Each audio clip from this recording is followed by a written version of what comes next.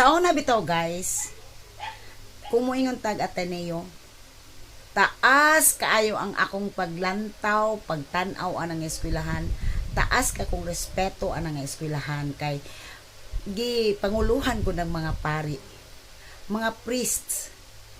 Nya usa pa, when we say priest, kana sila mga preacher, no? Nagdala sa gospel, the word of God, no? Preaching good news, no? So, dako kaayo ang atong respeto, dako kay tong palantaw kay duol na sila sa Ginoo, no?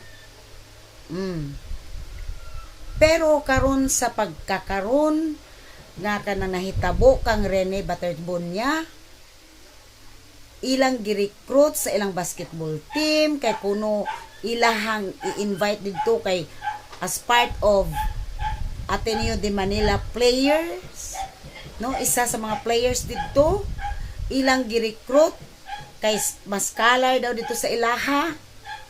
Ang bata nga taas og pangandoy iyang gigrab kay nagtuo siya nga may makahatag sa iyaha sa katumanan sa iyang pangandoy nga makahawas unta sa kalisod pod ang mga pamilya, ang iyang mga igsuon makaeskwela pug tarong o mahawas pod sila sa kalisod, no? Kay maugyo iyang gipangandoy para sa iyang mga ginikanan nga unta ma-renovate pod ilang balay, makaeskwela pod iyang mga manghod, no, nga makahuman pod sila sa pag-eskwela. Taas og pangandoy ang bata, naay potential ang bata, dili lang ka potential kundi grabe nga potential, no?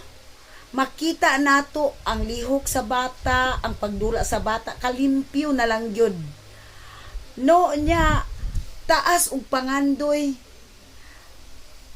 dala-dala niya ang iyang pangarap ni adto didto sa Manila kay para lang gyud matupad ang iyang pangarap.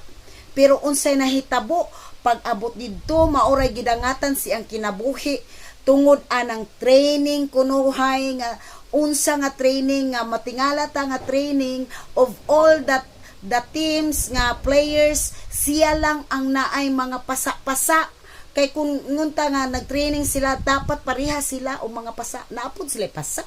Kay nagtraining mga silang tanan. Nya how come nga sa tanan nila, siya lang man ang naipasa. Si Divine walay pasa. No? Siya lang.